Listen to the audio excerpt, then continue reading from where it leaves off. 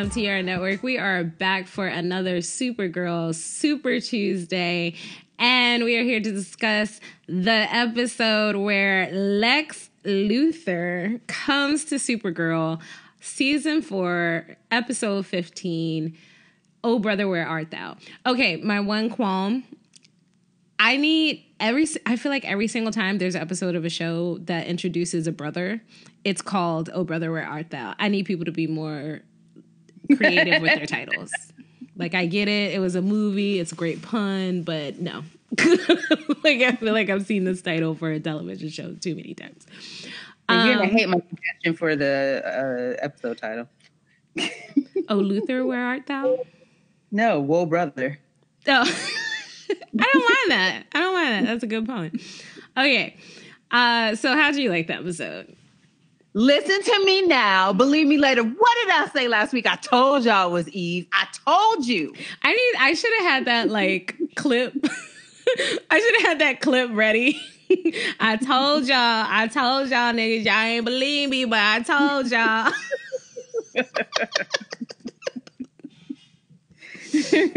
So we were talking about this before we started recording, but yes, once I realized that Lex was involved, it made perfect sense that it was Eve.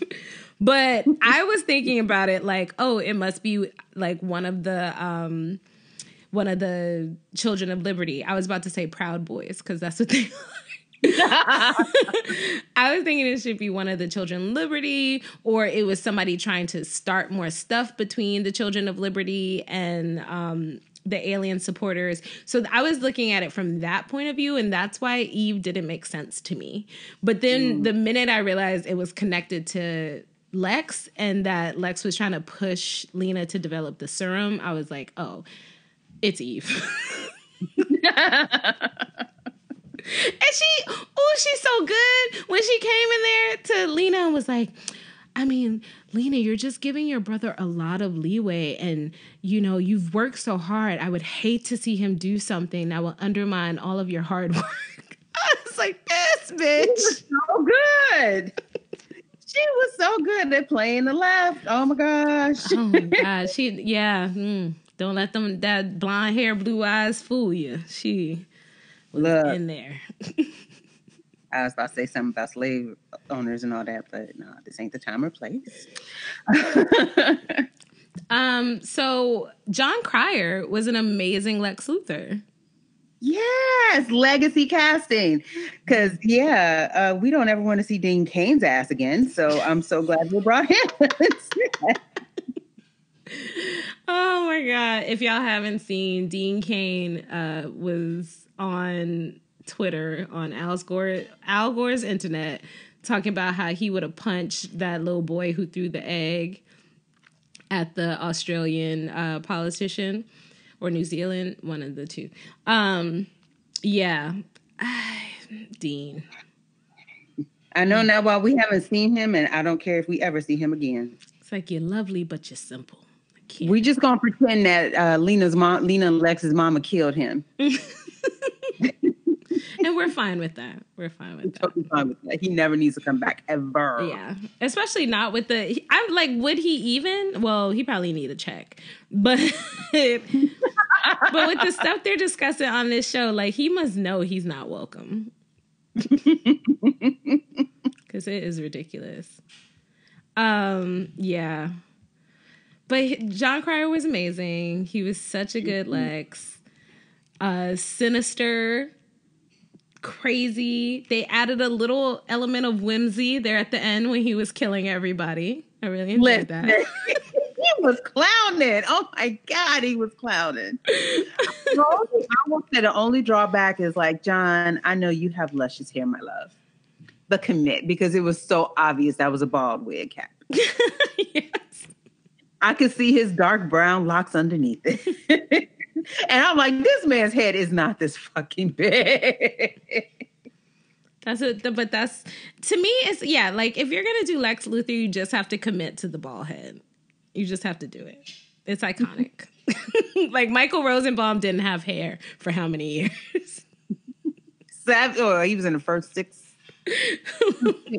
Yep. Yeah, like he went full Lex Luthor. You just gotta go full Lex Luthor. Yeah, he was really great. I'm trying to think of when I figured it out. I feel like almost immediately. I was like, yeah, he was definitely pushing her to develop this serum, and he definitely shot Jimmy. I was surprised to learn that he was the one who pulled the strings to get her working at the DEO. Same. That was a big surprise. And then I was surprised at Lena at the end. When I was like, girl, you put all the pieces together but didn't figure he would have already taken the cure? You left him alone in the house. I was so angry. For someone so smart, you are so goddamn dumb. Yeah, I was like that was the part that threw me off. I was like, oh, good, she figured it out. And then I was like, why isn't she running? Why is she not pulling out a gun or a knife? Something. It's like, come on, girl. And then he recloaked the house. So they ended on a cliffhanger. I'm hoping Lena is not like stuck in that house. But I did think like he was gonna leave her in that cloaked house. Yeah, like just to rot. Yeah. Well, no, he left Tessmacher Eve there to take care of her. But like, for how long? What was his plan? He was gonna come back later. Like what? Once he had done what he had to do, he would have came back for her. But yeah, she was gonna have to stay put. Yeah, I did like, so what I always liked about Lex Luthor as a character is that he's not devoid of feeling, and I think it was very obvious in that scene where he tells her about her mom that he does care about her, and also in that scene where he was demeaning her, but he's like, that's how I motivate you. I tell you, your flash so your treasure will shine. Yeah, like, and I believe him. I believe that he is for real, like, yeah, this is how I motivate you. Oh, yeah. I believe he believes that. No, I do. I believe that for him, he's like, no, but he's like, this is our dynamic. This is what we do. This is how we banter. I tell you you're horrible. You do better. Like, come on. But yeah, that scene with him telling her about her mom, I thought that was really beautiful. And I like that they made it so that her mom is Irish, and that's canon. So way we can excuse when she slips. I was going to say, I was just about to say that. They wrote that in because they heard us talking for the last 2 seasons how she was letting that little Irish brogue slip through. They're like, y'all going to stop fucking with us, so here's why. I was like, that just be slipping through for no reason, but we will just let that cook. They were like, no, her mama's Irish, see? You know what it is? She's got that thick accent the way Jamie Dornan, the guy from The Fall. I refuse to acknowledge 50 Shades of Grey. The guy from He was lovely in the first season of Once Upon a Time, but the whole first season of Once Upon a Time was greatness. Yeah, so he's Scottish, and his brogue, oh gosh, he can't hide that shit for nothing. Mm-hmm. Like, if you watch even that wasn't what ruined 50 Shades of Grey, and thank God they let him have his little his Scottish brogue during The Fall, because yeah, that man, she is all the way Scottish. There is no there is no confusing the fact that man is Scottish. He can be all the way Scottish right on over here. Mm-hmm. Look, he is a good-looking man. He is a really good-looking man. Oh, yeah, so that was great. Jimmy's sister, I forgot that when we were getting Lex, we were also getting Jimmy's sister. I want her to stick around. First of all, we need more Black women on this show. I got a little nervous, thinking like, oh no, what if they make her like, this ain't really her sister and they won't know until Car shows up? Like, Shonda, that makes no sense. And you like got mad at yourself. You're like, Wait, hold on. I really did. I'm doing too much. And then I was like, Alex met the sister. Maybe it could be a match. No, I was like, no, we're not doing this. We're not doing this. We are not doing this. So what I loved about it is that you have Alex there, Alex who's already frustrated that Kara is not around. And then like Jimmy's sister shows up and is so nice. Like Jimmy's sister she's like, they're family, make sure they have access. But she's like, I'm his next of kin. Like, she's like, this is what my brother does, and then I come in and I make the medical decisions. This is what happens. But I love the tension between the two of them. Even though she was so nice, she was just like, I'm his sister. Like, I get y'all are here and I appreciate y'all, but I'm his sister and I have the final word, and that's it. And I don't fuck with those Luthers over there. Yeah. I like, she's like, I know he's been sleeping with her. I don't care. We don't fuck with Ain't sleeping with her now, so that says something. Exactly. And I was like, you know what, sister? Respect. I appreciate you. Go ahead. Any sense. I said she's the only one that's making any sense. Mm-hmm. I think that actress was on Jane the Virgin. I could be wrong, but I'm pretty sure that's her. And she actually turned out to be like a evil twist character on Jane the Virgin. Oh. So it'd be interesting. But I don't think she has any ulterior motives here. No. And I hope not, because we already got one black woman showing her entire ass, and we don't need another. So just let her be the sister. I love, she was on Jane the Virgin. I loved when Kara did finally showed up. I love when they show us a new character, but act like they've had relationships with the characters we know the whole time. So she showed up there like, Kara, Kelly, like besties. I was like, what the fuck? Like, who is this new person? Y'all act like we know the whole time. We don't know her. Yeah, like we don't know her. How you know her? Y'all best friends. When y'all hung out? We ain't never seen this. Like, Kara apparently spent a Christmas at the Olsons that we never saw. And then at the end when his mama called and everybody got in the room. He's like, don't leave me here alone. Like, she ain't even in the room. No, don't even leave me here alone on the phone. Gosh. I need them to cast, like, Loretta Devine or, like, Alfre Woodard. Like, somebody like that as Jimmy's mom. You know who it's got to be? Who? Jennifer Lewis, Mama Jennifer. Yes. I need the mother of television. The mother of black television. I would I would die. It would be so good. I actually want to meet all the Olsons now. Every single one. I know. Because Jimmy just, now that I'm like, now we've met his sister, I'm looking at it from that perspective where she's like, oh no, my brother has been in the hospital a million times. Like, and yes, sometimes he does not call me and tell me that he's in the hospital. Like, I want that perspective, like the normal family who's just like, I don't know why my brother runs around with superheroes. I heard he has a mask. I don't know what the fuck is going on. I don't think he knows what the fuck is going on. Yeah. Like, sometimes I just show up and Jimmy is just in some shit.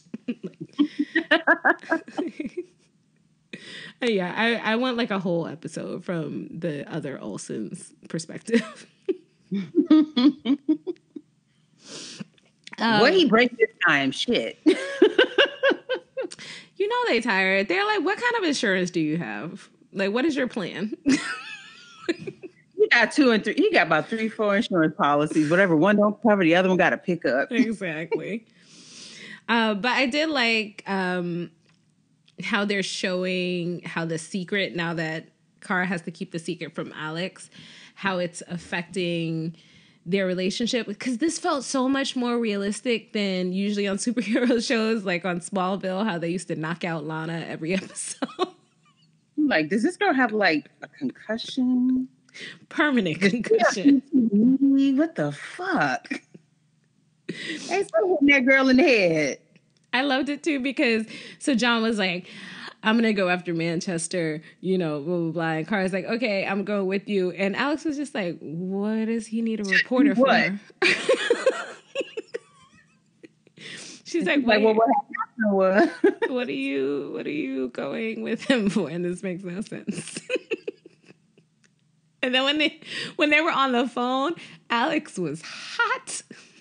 She was so hot. She gave her the business. I'm like, dang.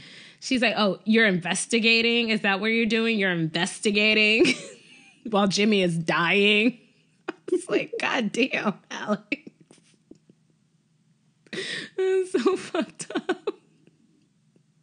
But you know what? From Alex's point of view, she's not wrong. I'm like, girl, you're a reporter. Yeah. And she's like, your best friend is in the hospital and I'm here and you're not. It made total sense. I just felt sorry for Cara. Because she's over here like, I'm trying my best. Oh, I love this show right now. It's so good. When I say they have like 10 storylines happening at once, and I am interested in every single one. They're all good. So well done. You got John is in this like battle for his mind. And his soul. Yes. And his conscience. They killed the baby. I'm hoping that was an illusion. I'm hoping Hat was there. Come on. Please tell me that's what happened. Okay. So I wanted to talk to you about that because you guys, we have a group chat. So you messaged me. You were like, not my Manchester. And I was like, and I didn't say anything because like in my mind, I was just like, wait, he's not dead. Is he? Like, mind you, I watched this episode hours before. But I had just convinced myself that he wasn't dead. So when you were like, oh my God, not my Manchester, I'm like, but he's not dead. Because he's not dead, right? He disintegrated into ash and dust, like ashes to ashes and dust to dust. That statement was created for what the hell we just watched happen to that man. He is dead.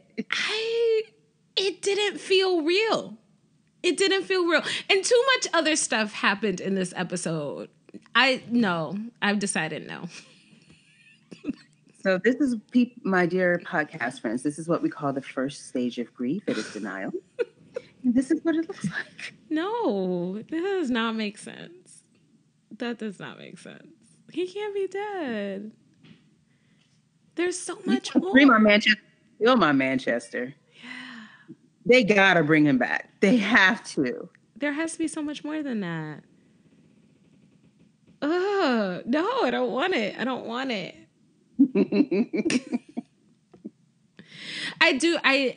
Okay. I want Manchester back, but also I do need them to give my man John a break. Because he's literally about to lose his mind. I let my daddy down. Yeah, he's like, I let my father down, but then also I let my kids die, and now I had to watch them die again. Like, I was like, the man cannot take much more.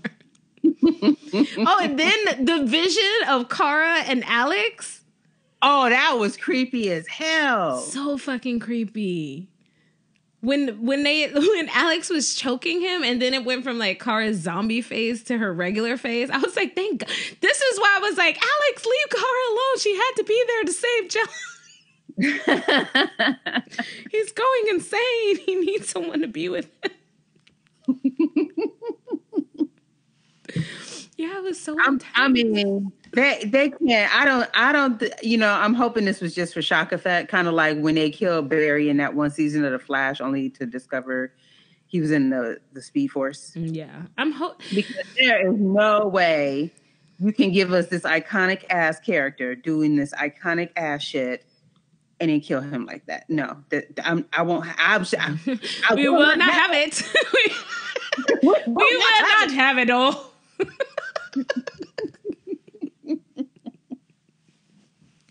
Oh my God. We have lost our mind. I know. I was like, I can't believe they let us talk about this show.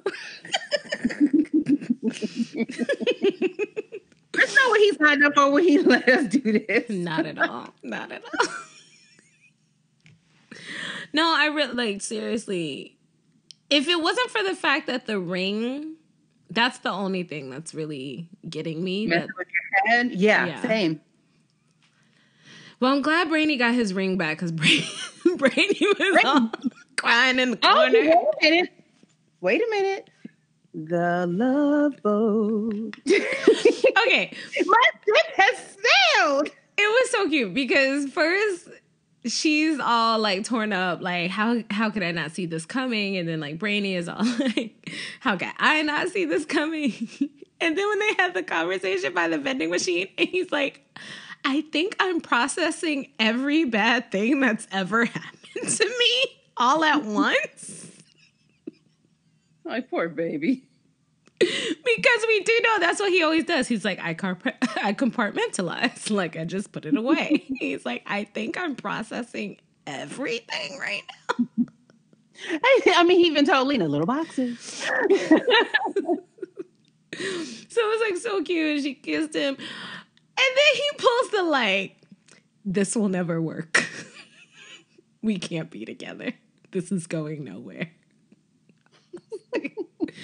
So I need us to do a like flash forward episode where we see the future because something has happened in the future and my man is shook behind it.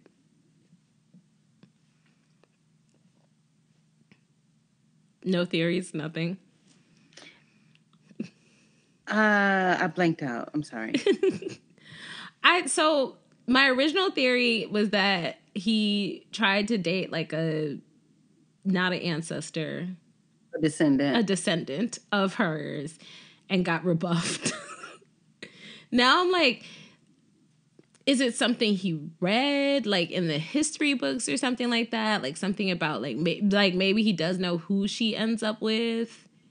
And that's why I'm like trying to figure out why he's like deading this before it even happens. I don't know. I need him to stop. Give in to love. Give in to love, Brainy. I'm saying. Also, look, dude, this doesn't have to be your forever destiny person. Like, you in the past. You can be this can be your tonight person. Exactly. Like, have a good time. Like, like, it's a different century. Loosen up.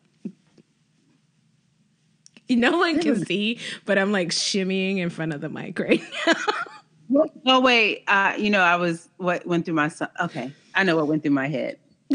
That's our legend song. She don't have to know. Ooh, yeah, I'm saying. That's the 30th century business. We're in the 21st. Here we go.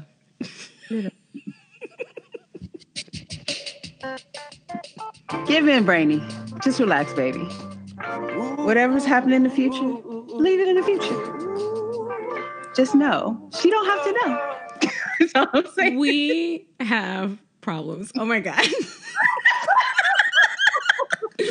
Okay, we're taking a break. We're taking a break and we're coming back.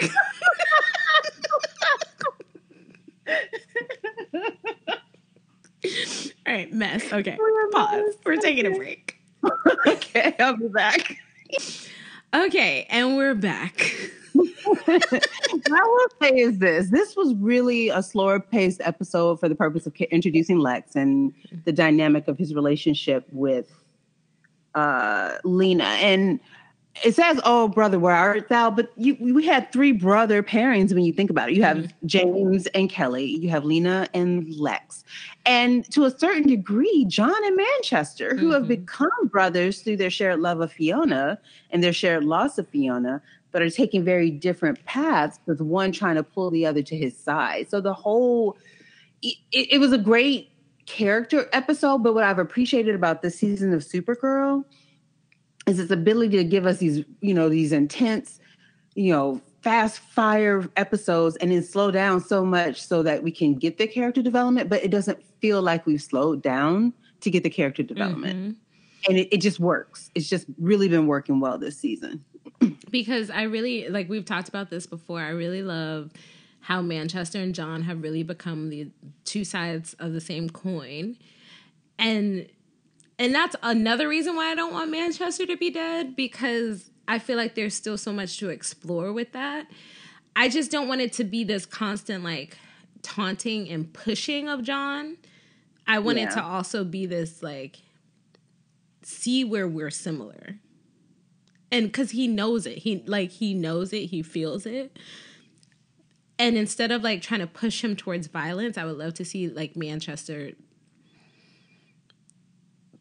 not push him towards violence by by like saying like you want this, you like ooh like sinister, but like no, like it's not just violence, it's justice. And I think that's the like these are some terrible people, and who else can deal with them but us? Mm-hmm. And even so much so that when Manchester, air quote, dies, he's like, you're so beautiful. Oh, and that line, oh my God, that's another reason why I'm like, this cannot be real death. Because like, who says that in their final words? That's a mind fuck. It really was. It's like, as you're killing me, I'm like, you're so beautiful. Like, what? Well, what do you do with that? I think that's why John walked away the way he did. He was like, he got inside my head something fierce. Yes. In a way with, yes, he let him in when he was probing his mind, but it was deeper than that. And I love that too. The fact that John using his power, which in a way that we have questioned, like, you're in someone's mind trying to fuck with them. And that just opened the door for him to be able to fuck with John too, which I was like, you kind of deserve. A door opens both ways. And I think you just solved the problem, because just because he was in his mind doesn't mean that he can grab that thing. Mm-hmm. So I think you're right. Maybe this was all an illusion just to pull this out of John. We can't be done with Manchester. That level of fineness cannot leave the show like that. Thank you. But deeper than the fineness, I'm not going to be shallow. I was watching on my computer next to my son who was playing a video game. He was like, oh, what happened? Is he a good guy or a bad guy? And I was like, he's complicated. And he's like, what do you mean? I was like, that's the best answer. He's neither good nor bad. Manchester is a beautifully complicated character. He cannot go out like that. What you really should have said to him was, he's too beautiful. I didn't want him rolling his eyes at me. There's only so much of that I can take. All right, let's get into this feedback because I'm sure more stuff will come up. I wanted to start with the email that we got because it's from last week. Oh, Felix, our Sheffield correspondent. Yes. Hi, boo. And just Felix, I know it's like a super tight turnaround, but just so you know, we record on Mondays. So the Monday after the episode airs. So I think you sent this like either Monday night or Tuesday, and that's why we didn't get to it. So it says, hi y'all, Felix here. Been a while, but really enjoying the show being back from break. Last week's episode was my favorite. He spelled it with a U. Isn't she thrilled? I know, so lovely. Last week's episode was my favorite this season so far. Manchester is such a good foil for our heroes. Love me a man of action. So do we. The elite are really fun. I don't know who is playing the hat dude, but man, something about that accent is really fucking with me. I don't want to assume he's not from over here with that struggle accent, but we did have Sabine rocking one too at the start of the season. In any case, I think when I looked him up, because like I said, he was in Predator, I think he's from California. So yeah, sounds about right. In any case, that entire crew is fun to watch. I swear I don't hate Sam Witwer, y'all, but someone needs to get that man together because he is way too good at making me hate his character. I can feel my blood pressure go up whenever he's on screen. No! He's a mess. It's, you know why? It's the white privilege. You also have to consider that this was the voice of Darth Maul in the Clone Wars and Rebels series. So, I mean, yeah, he's just good at being bad. This week especially, man, I just wanted Alex to just break him in two. God, I hate him. I haven't felt this much rage when a character walks on screen in forever. I just want him to die so bad that I forget when I see Sam Witwer out on the Twitter streets that he's really not Agent Liberty in real life. Now he's a really decent dude. Like some of the toxic fanboys think, oh, he's one of ours, and he's like, nah, I don't fuck with y'all. I love that. Also, shout out to what's his name, John Bernthal, because he is the same way. He's like, I feel like you're not taking the correct messages from the Punisher. Which are that I am not interested in Nazis or being one of you. All right. Felix says the writers are really taking the piss with how awful he is. It's overwhelming. Back to happy thoughts, though. I am still so happy with how development for Brainy and Nia is going. I'm sad he's lost his Legion ring and hope he gets it back. And I can't wait to see what other cool stuff Nia can do with her powers. Her being a bit aggro this episode was so funny. I can totally see myself doing the exact same thing, honestly. Would never take my super suit off. You gotta wash it and air out your parts. Come on. All them super suits are janky as hell inside. I know. I know they be sweating all up in them. Sweat. The sweat. Oh my gosh. Anyway, Felix. Then some good emotional conflict for John. Continue to give my man some meaty stuff to play with. If I didn't already have a great dad, I want him to adopt me. Same. Love John. Hope he gets his life together by the end, but I'm enjoying the drama while he works it out. And giving Jimmy some shine doing what he's best known for was a good way to tie him in after some meh content from him the last 2 episodes. Kind of sucks that they gave him all that just to shoot him at the end of the episode, but man, I hope he isn't actually dead. He's probably not going to make for an interesting next episode. Kara remains great. Was nice to see the good sis get in on the protesting, using her status for everyone's benefit. That's how you ally. Mm-hmm. Gotta jump in. I hope Ben Lockwood chokes. Felix out. That's how I'm ending. That's how I'm ending emails for the rest of the week. Oh. I hope Ben Lockwood chokes Shanna out. You are a mess.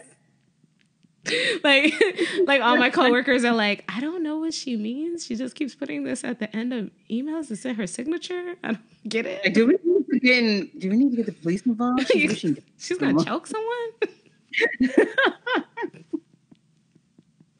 Girl, you gonna have barbecue Becky calling on you. You might want to calm down. Luckily, I work with mostly POC. Fair enough. All right. Do you want to read the ones on the Facebook page? I sure do. Yes, I do. That is something that I want to do. I'm calling. I was like, do you need me to riff? What's happening? Are you stroking out? Should I call the cops? No. I was stalling. Okay, here we go. Ooh, there's a Funko. So I saw that picture and we need to talk about it. I feel like it's a custom. It's a custom and I need it. Okay, yeah. He said I need Funko to stop playing and give a Manchester Pop for real. It's a custom. Oh, I got really excited. So here we go. Hiroja, why the hell did the doctor have to be right? 'Cause I'm right. Listen to me now, believe me later. I know my shit. Anyway, I really like Eve. I was digging the good guy twist to the comic book character side. Why is Otis still here? I mean, I get it plot-wise, but why? He was so eager, too. He was so eager to beat Lena up. There's that, but it was like he didn't give a fuck about his sister. Like, I'm free, fuck it. He's like, fuck you, you're cool. Fuck you. And I'm out. Right. Look, I know making James a superhero is kind of a comic booky thing, and the Guardian is a superpowered lab rat in the comic books. But I kind of wish they had not done so with this character. James' sister was kind of meh. I disagree. I liked Kelly. What the hell is up with Brainy? Wait, hold on. The Guardian is a superpowered lab rat in the comic books? I did not know that. Me either. Exciting. But to answer your question as to what's up with Brainy? That's what's up with Brainy. He's longing for Nia. Stolen moments just to be with her. Mess. Otis is gonna regret giving me a goddamn mixer. Mess. Lena is going to kick Lex's ass, and it's going to be delicious. So, are we finally getting Khal Drogo next episode? I don't know. I watched it on the CW app, so I didn't see the promos. With all this build up on Red Sun, Supergirl, I kind of want a WWE brawl match with chairs, thumbtacks, someone be throwing in the announcer table, surprise guest pulling someone's leg, and some heavy object bumping someone upside the head to end it all. Now, when Lena turns heel, and she eventually will, I expect a Hell in a Cell cage match between her and Kara. A la Undertaker versus The Edge, Cactus Jack versus Triple H versus Batista, Mankind versus Undertaker. I have seen at least 3 of those matches. I was going to say, like, Hiroja does know that D-Palm is not on these episodes. Once upon a time, my oldest child loved the WWE, so that's why. I need a bloody bitter mess. As always, have a great show, guys. Thanks. Latoya says, John Cryer won me over last night. See, people be sleeping on John because of the 80s goofball roles he played. That man can act. Mm-hmm. Amani. Oh, sorry, Amani. I'm sorry.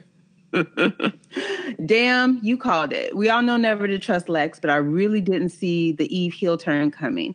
And I knew something was up with the guard, but I definitely wasn't ready for the Graves reveal. I've forgotten about them, but this show doesn't drop any loose ends. I was on the fence since we could have had Michael Rosenbaum, but John Cryer got me.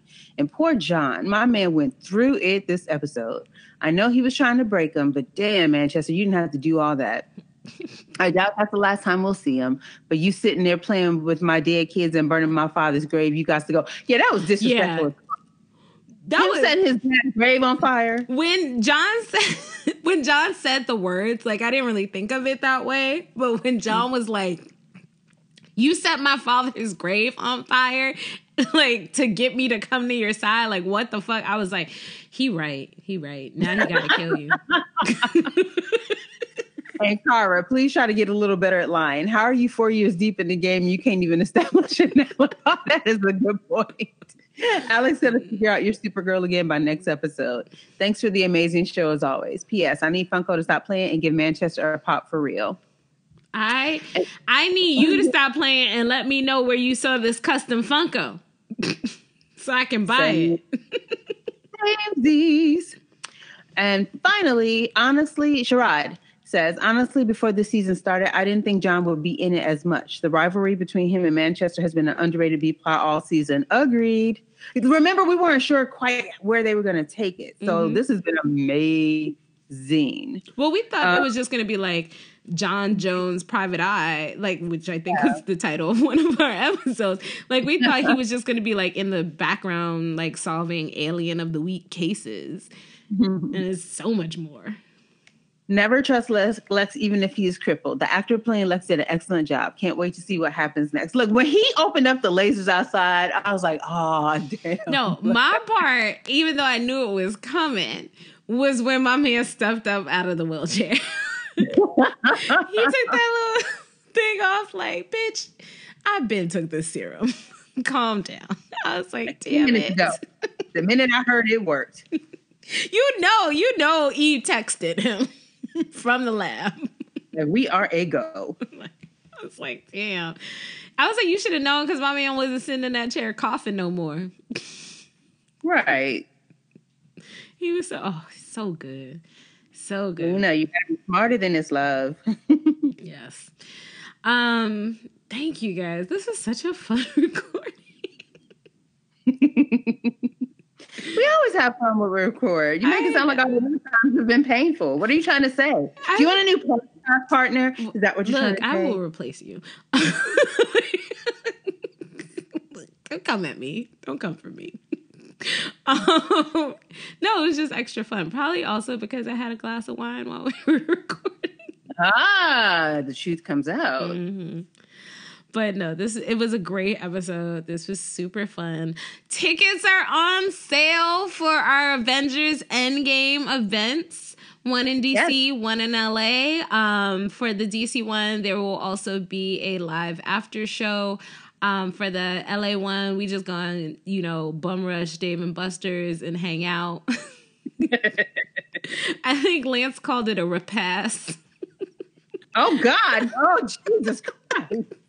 He's calling deaths, I see.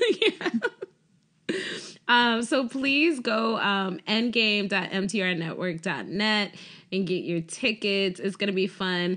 I'm going to let you know right now. First of all, I priced the tickets at $15. I know. Same on this. Yeah, it's the same on the East Coast, right? Yeah. I know that, like, I'm a cheapo when it comes to movies, and, you know, I got my little AMC stubs situation and all that, but it will be worth it because I'm the person I am. We have some goodies. We have some giveaways planned. So, I've seen them. They're amazing. So get your ticket and get your shit. Just saying. I'm just saying I'm very proud of myself for putting them together. And if the way we are not Universal Scam Con, if we are putting together an event and we say there's going to be goodies, we are coming correct. So these are not dollar store trinkets, y'all. No. So please come out. Come have a good time with us. We can all laugh, cry together.